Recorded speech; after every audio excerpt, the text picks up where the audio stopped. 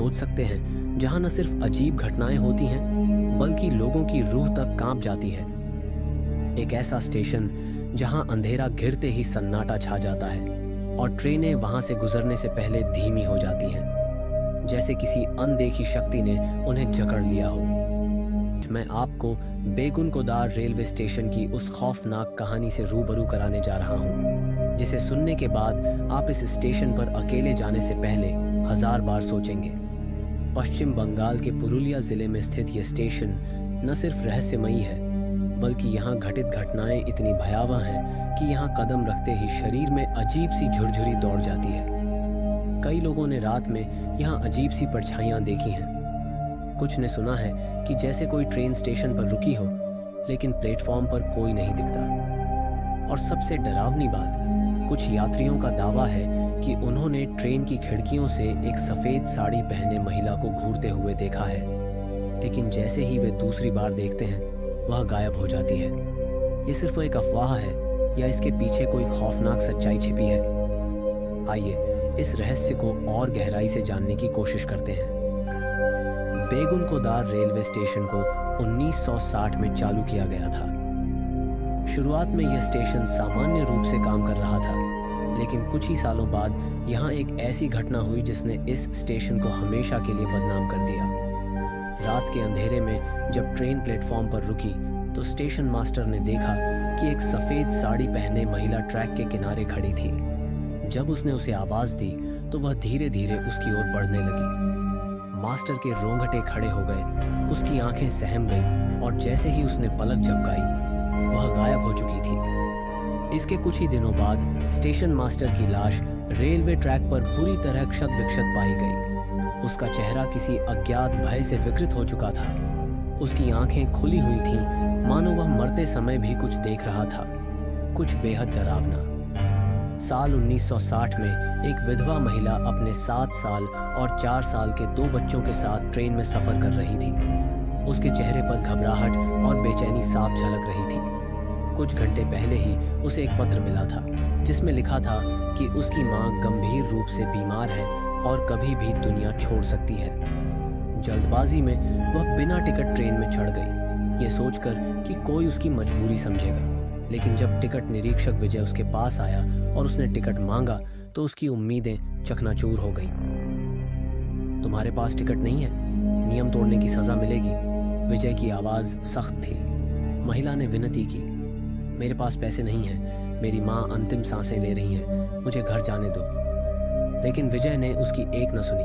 तभी पास में बैठे एक बुजुर्ग रामविलास ने हस्तक्षेप किया और कहा, बेटा जाने दो, ये विधवा है, मजबूर है। लेकिन विजय ने सख्त आवाज में जवाब दिया, अगर तुम्हें इतनी चिंता है तो तुम ही इनका किराया दे दो। आसपास के लोग ये सुनकर सहम गए। बुजुर्ग ने धीरे से कहा, मेरे पास होते तो मैं दे देता, लेकिन मुझे तो अगले स्टेशन तक ही जाना है, इन्हें तो बहुत दूर जाना है और इतना किराया मेरे पास नहीं है। विजय ने कड़वे स्वर में कहा, अगर नहीं है तो बैठ जाओ और चुप रहो। महिला ने बहुत समझाने की कोशिश की, लेकिन विजय टस से मस नहीं हुआ। बहस के दौरान अचानक ट्रेन ने झटका खाया, संतुलन बिगड़ा और महिला गलती से चलती ट्रेन से नीचे गिर गई। वह बेगुनकोदार स्टेशन के पास जा गिरी। उसका शरीर बुरी तरह घायल हो गया, लेकिन वह अभी भी जिंदा थी। उसके बच्चे ट्रेन के भीतर से जोर जोर से रो रहे थे, लेकिन किसी ने उनकी पुकार नहीं सुनी। महिला ने कांपती हुई आवाज में कहा, मुझे घर जाना है, माँ के पास। धीरे धीरे उसकी आवाज मध्यम पड़ने लगी और फिर वह हमेशा के लिए खामोश हो गई। इस घटना के बाद विजय उस दिन से एक भी रात चैन से नहीं सो पाया। महिला उसके सपनों में आने लगी और बार बार एक ही सवाल दोहराती, मुझे घर जाना है, मुझे घर जाना है। यह सब कहते हुए वह फूट फूट कर रोने लगती। विजय बेहद परेशान हो गया।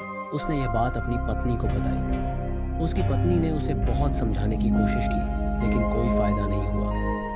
वह धीरे धीरे काम पर जाना भी बंद कर चुका था और बीमार पड़ गया।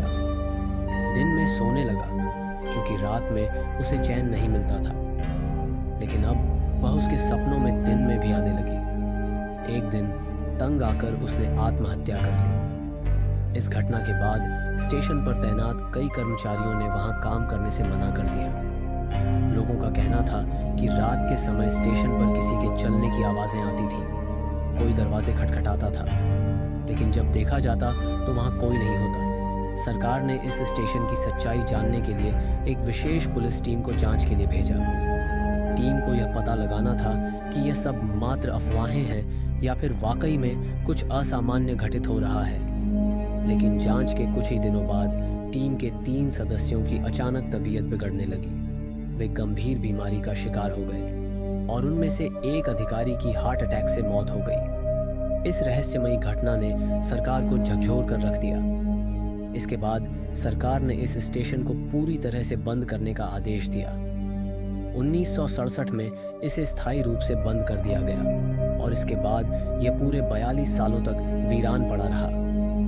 इस स्टेशन के बंद होने के बावजूद अजीब घटनाएं थमी नहीं। रेलवे प्रशासन ने इसे एक बार फिर चालू करने की कोशिश की, लेकिन हर बार कोई ना कोई रहस्यमयी घटना घटित होती और सभी प्रयास व्यर्थ चले जाते।